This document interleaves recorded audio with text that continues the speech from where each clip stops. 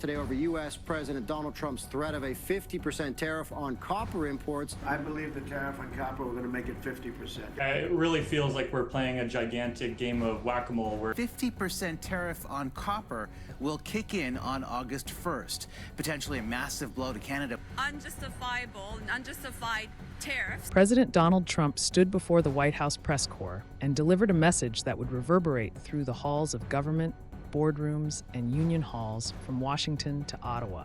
Steel, as you know, they're 50%. We did aluminum, 50%. Lumber just came out. We're entering that's copper. And we did cars. And now, today we're doing copper.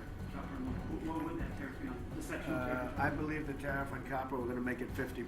50%. Effective August 1st, he declared, the United States will impose a 50% tariff on all imported copper. The justification was national security. The reality, a new front in the U.S.-Canada trade war, a move that threatens to upend North America's most vital economic relationship. For most people, copper is invisible, hidden in the walls of our homes, the circuits of our devices, the wires that connect our world. But for manufacturers, miners, builders, and energy companies, copper is the backbone of the modern economy. It's the metal of electrification, the silent force behind everything from electric vehicles and renewable energy to smartphones and national defense. And for Canada, America's largest copper supplier, Trump's announcement was nothing short of an economic earthquake. This is not just another headline. This is the story of how a single policy decision can ricochet through economies, upend political alliances, and change the lives of ordinary people. This is the new front in the U.S.-Canada trade war. And the clock is ticking to get a deal done. Canada's self-imposed deadline to hammer out a new economic and security agreement with the U.S. is just 12 days away. Canada produces a good amount of copper, but ships a lot of it off to Asia for processing, and then it goes into the United States. So maybe the impact is more on the U.S. consumer than on Canadian businesses. This year has inflation going up to potentially 3% because of tariff costs. Within minutes of Trump's announcement, the global copper market convulsed. Copper futures on the New York COMEX exchange surged 13% in a single day, the steepest jump in more than 3 decades. By Thursday, prices had climbed to $5.61 per pound, and analysts warned that U.S. buyers could soon face copper prices as high as $15,000 per ton, far above the global average. The tariff didn't just rattle traders. It sent manufacturers, automakers, and even defense contractors scrambling to secure supplies before the August 1st deadline. For weeks, companies have been stockpiling copper, trying to beat the tariff clock. According to Macquarie analysts, U.S. copper imports hit 881,000 metric tons in the first half of 2025, almost double the usual pace. But the real story isn't just about numbers on a screen.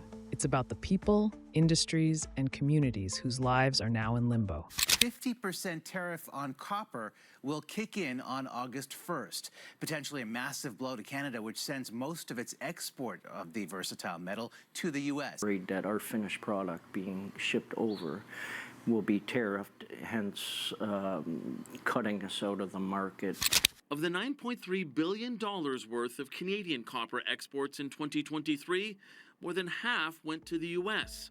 Canada exported $9.3 billion Canadian dollars worth of copper and copper-based products in 2023. More than half, about $4.8 billion, went straight to the United States. Now, that trade sits on the edge of a cliff. Canadian producers warn that if no exemption is reached, their products will become instantly uncompetitive compared to U.S.-based suppliers. For businesses that rely on the U.S. for a fifth of their sales, the prospect of a 50% tariff could mean lost contracts, layoffs, or even a full market exit.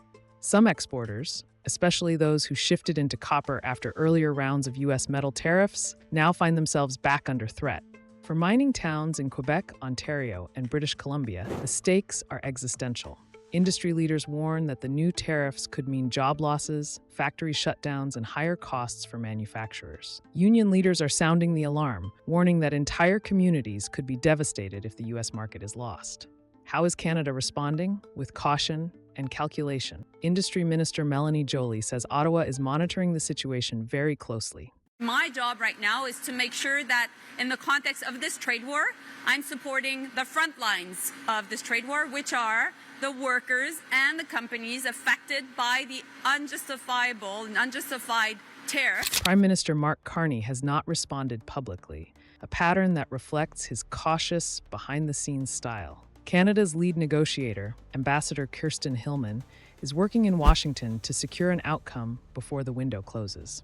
The government's focus, protecting workers and supporting companies at the front line of this trade war. From aluminum and steel, now to copper, Canada's goal is simple: secure a carve-out, a specific exemption for copper under a broader bilateral agreement. It's not unprecedented. Canada has achieved similar deals in the past, but this time the pressure is higher. The self-imposed deadline is July 21st.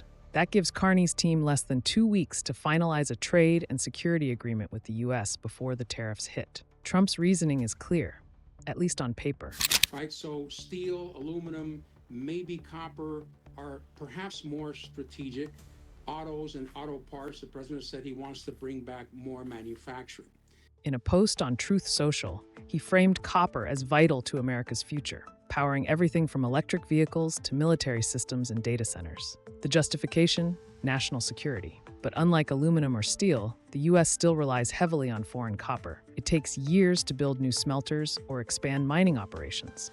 In the short term, manufacturers will face higher prices, and consumers may feel the effects in products that touch nearly every part of modern life. The big question: can the U.S. actually replace all this imported copper? The answer, according to industry experts, is no, at least not anytime soon. In 2024, U.S. copper mine production was about 1.1 million metric tons, down 3% from the previous year and just 4.8% of global output. Meanwhile, nearly half of U.S. copper demand is met through imports, mainly from Canada, Chile, and Mexico. Even if American mining giants ramp up production, it would take years and billions in investment to close the gap. In the meantime, U.S. manufacturers, infrastructure projects, and clean energy developers will pay more for copper, raising costs for everything from electric vehicles to power grids. Industry groups warn that rising raw material costs could strain project budgets and reduce the competitiveness of U.S.-based manufacturers, especially in energy-intensive industries already grappling with inflation. For now, American companies are racing to stockpile copper before the tariff hits, but those reserves won't last forever. For workers on both sides of the border, this isn't just a trade dispute. It's a fight for jobs, livelihoods, and the future of entire communities. Canadian miners, smelter workers, truck drivers, and manufacturers are bracing for layoffs. U.S. factory workers, especially in industries that rely on imported copper, face higher costs and potential job cuts as companies struggle to absorb the new tariffs. For small businesses, the uncertainty is crushing. Contracts are being renegotiated, shipments delayed, and investments put on hold. No one knows what the next week or the next year will bring. Inside the negotiating rooms in Washington and Ottawa, the atmosphere is tense. Every word, every gesture is scrutinized. Canada wants a carve-out for copper, a specific exemption that would allow its exports to continue flowing south. The U.S. wants concessions on other fronts: digital services taxes, dairy quotas, even defense spending. The self-imposed deadline is July 21st. That gives negotiators less than 2 weeks to reach a deal before the tariffs hit. The stakes couldn't be higher. If talks fail, the 50% tariff will take effect August 1st, and both sides will feel the pain. For Canada, the risk is existential. Lose the U.S. market, and entire industries could collapse. For the U.S., the risk is strategic. Cut off Canadian copper, and American manufacturers, builders, and defense contractors will pay more or face shortages. The U.S.-Canada copper tariff isn't just a bilateral issue. It's a global story, with ripple effects that reach far beyond North America. China, the world's largest copper consumer, is watching closely. If the U.S. market closes to Canadian copper, more metal could flow to Asia, shifting global supply chains and prices. If the U.S. can slap a 50% tariff on Canada, its closest ally and largest trading partner, what's to stop it from targeting others? The message is clear. In the new era of economic nationalism, no relationship is sacred. As August 1st approaches, the world is watching. The decisions made in the coming days will shape the future for years to come. What do you think? Will Canada hold firm or cave to U.S. pressure? Will the trade war escalate, or will a deal be struck at the last minute? Drop your thoughts in the comments below, because this story is just getting started.